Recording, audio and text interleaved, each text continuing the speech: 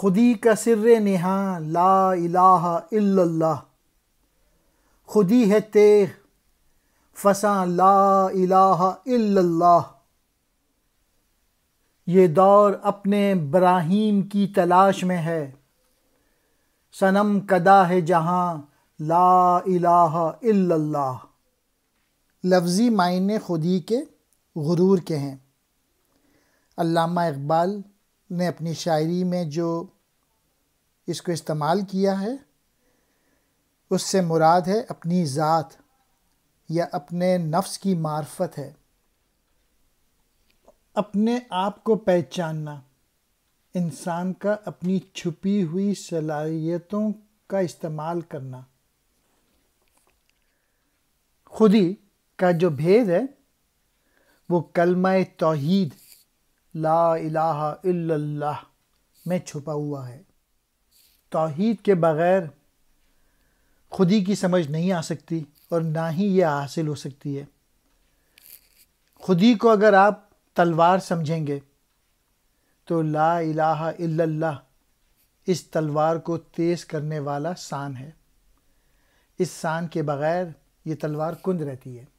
علامہ اقبال کہہ رہے ہیں کہ جو آج کا جو دور ہے وہ حضرت ابراہیم علیہ السلام کی تلاش میں ہے، جنہوں نے کعبے کے بتوں کو توڑ دیا تھا اور اللہ تعالیٰ کی خالص توحید کا نعرہ لگایا تھا، کیونکہ آج بھی اس دنیا میں اس بت خانے میں توحید کی صدا بلند کرنے کی ضرورت ہے۔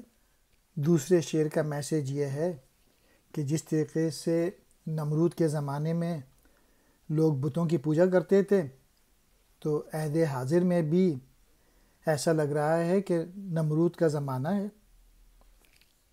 اور یہ بات بھی ضروری نہیں ہے کہ بت صرف پتھر کے ہوں، بلکہ انسان نے غیر خدا کے بت اپنے دل میں تراش لیے ہیں، یعنی مادہ پرستی کا بت۔ علامہ اقبال کہتے ہیں نمرود کے زمانے میں حضرت ابراہیم علیہ السلام نے بت پرستی کے سارے تصورات کو ختم کر دیا تھا۔ آج بھی اسی کی ضرورت ہے۔ اس جہاں کو جو بت کدہ بن چکا ہے، کوئی حضرت ابراہیم کی طرح کوئی شخص آئے اور توحید قائم کرے پھر سے۔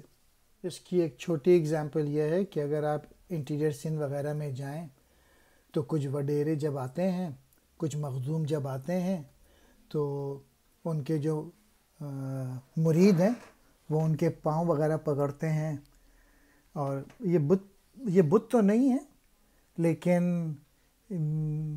یہ ویسی ہی چیزیں ہیں کہ کسی اور کے آگے جھکنے کا حکم صرف اللہ تعالیٰ کے آگے ہے۔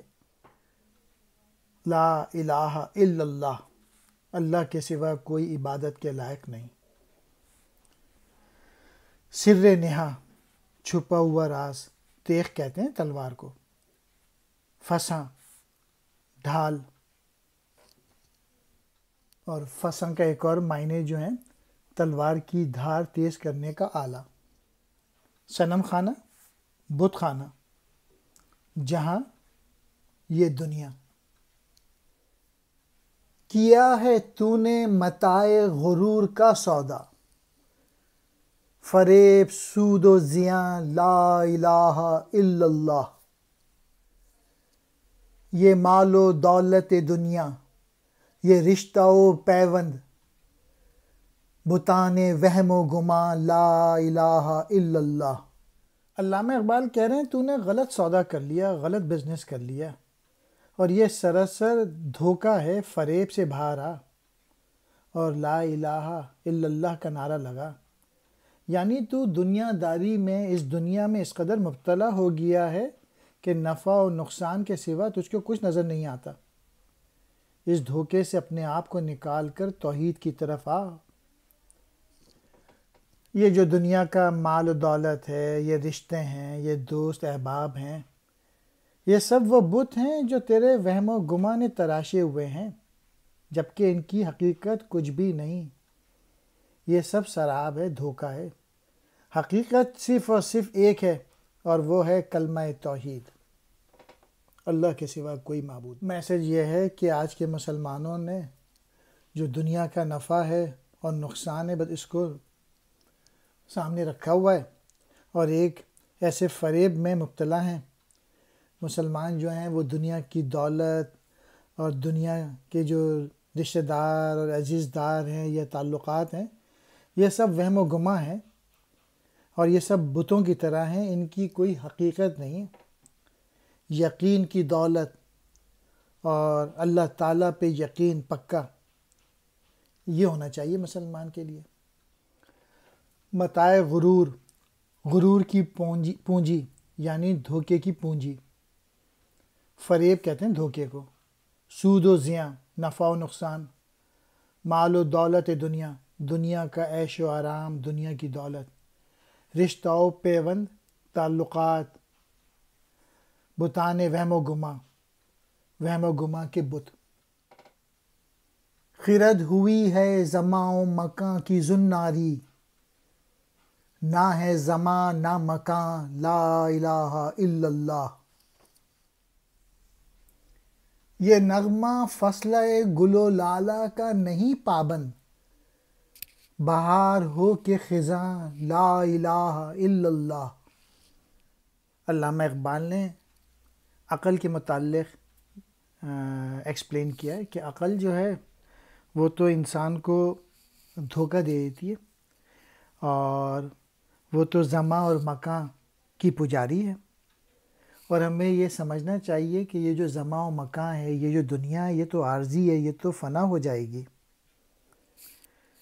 یعنی صرف دنیا کو حاصل کرنا اور آخرت کو بھول جانا یہ گھاٹے کا سودا ہے، یہ دانش مندی نہیں ہے۔